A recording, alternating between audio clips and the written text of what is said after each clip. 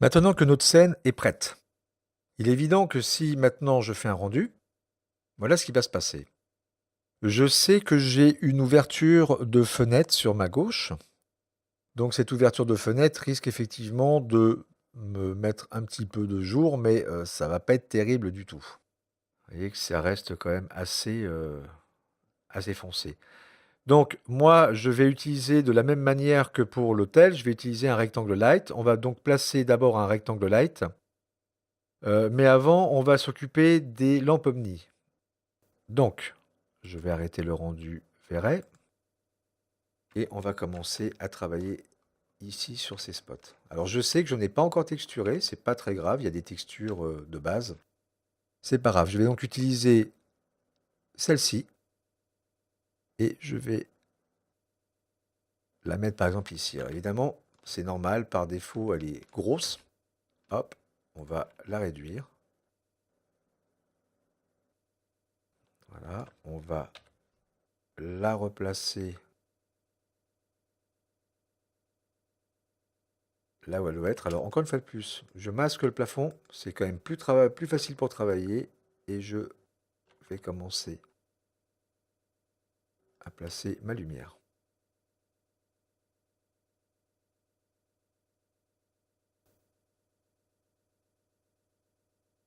Donc généralement, en se mettant sur le côté et en remontant, des fois c'est un petit peu plus simple.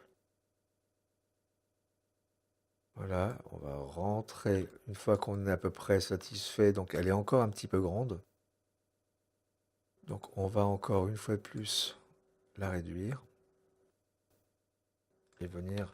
Alors la taille n'est pas très importante puisque ce qui va surtout être important c'est l'intensité de notre lumière. Donc on peut vraiment, voilà, on va faire en sorte qu'elle soit à peu près comme ça. Voilà. Maintenant, vu que ça m'a l'air d'être bon,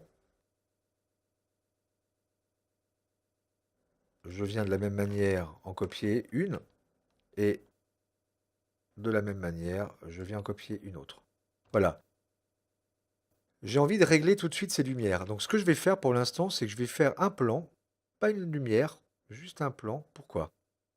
Parce que en faisant révéler tous, maintenant, je me retrouve dans le noir, puisque ici c'est fermé. Donc je vais pouvoir régler plus facilement mes lumières. Donc je vais d'abord faire un premier petit rendu pour avoir une petite idée de ce qui va se passer.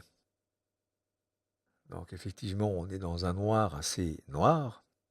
Et je commence à voir malgré tout mes lumières qui ont l'air déjà d'être pas mal au niveau intensité. On va pas mettre non plus des spots hyper violents, du style vous brossez les dents, vous terminez tout bronzé. Non, c'est pas ça le but. Le but, ce qui m'intéresse, c'est justement d'avoir ces réflexions sur ce que on utilisera comme texture de miroir et d'avoir en haut, juste au-dessus, vous savez, un petit peu comme si la lumière avait tendance un petit peu à passer sur le dessus. Donc ça m'intéresse. Voilà.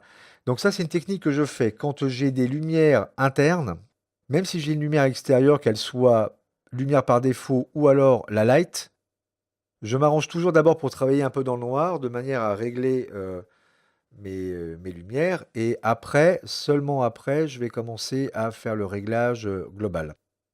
Donc là, je vais juste attendre, il y a deux petites prépasses, donc on va les attendre ensemble, et on va voir un petit peu ce que ça donne.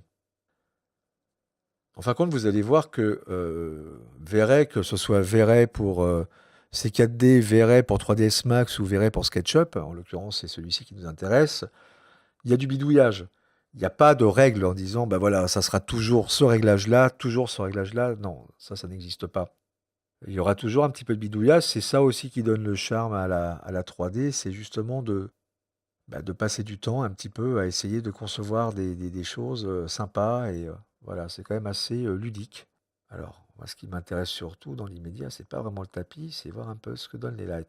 Pas mal, c'est pas mal, voilà. Donc c'est intéressant. Pourquoi? Parce que j'ai bien la luminosité qui passe au-dessus, on voit bien que j'ai trois sources de lumière, et j'ai une projection qui se fera un petit peu plus tard sur évidemment une vraie texture. À partir de ce moment-là, ok, bon, on va dire que je suis satisfait. Je vais remodifier ceci, c'est-à-dire que je vais supprimer ce plan, et cette fois, je vais utiliser la rectangle light. Je vais aller de là à là. Même technique, je fais un clic droit dessus, VRF SketchUp, Edit Light. L'intensité, on va pour l'instant la laisser à 30, on va voir. Et surtout, double side. N'oubliez pas que pour l'instant, elle éclaire de ce côté-là. Moi, je veux qu'elle éclaire des deux côtés. Donc, hop, je fais OK. Voilà l'intérêt d'avoir créé une scène, une vue. Je me repositionne. Et on relance le rendu.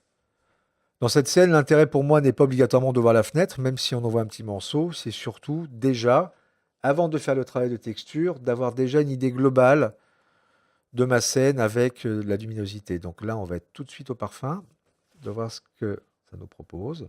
Ah, ça commence à devenir pas mal. Oh, j'ai l'impression que le tapis, il flotte. Donc le tapis, je crois que son karma va être de disparaître. On regarde.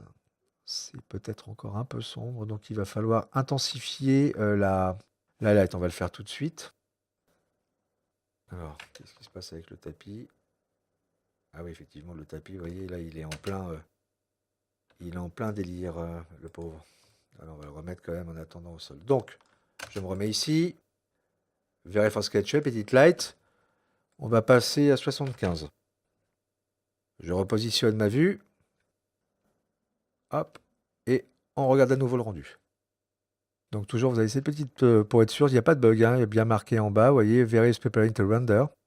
Donc Very est en train de préparer son rendu. Donc,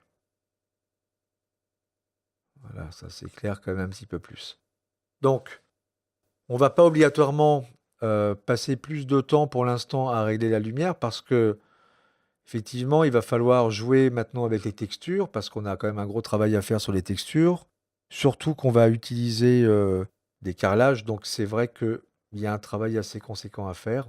Il y aura peut-être des temps de calcul un petit peu plus longs, d'autant plus que, comme vous pouvez vous apercevoir, ici, on a quand même 1, 2, 3, 4 miroirs à mettre.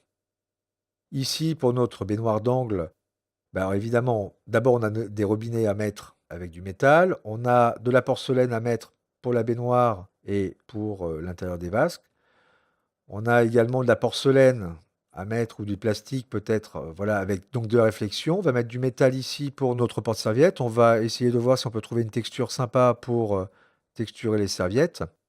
Donc voilà, il y a quand même un travail assez sympa à faire. On va juste regarder un petit peu ce que nous donne le rendu. Bon, déjà, vous voyez qu'avec un tapis qui ne flotte plus, c'est déjà pas mal. Voilà, je ne vais pas aller plus loin. Je pense que là, on est bon. Donc, on va commencer à texturer notre scène. Je vous propose donc de se retrouver dans la leçon suivante.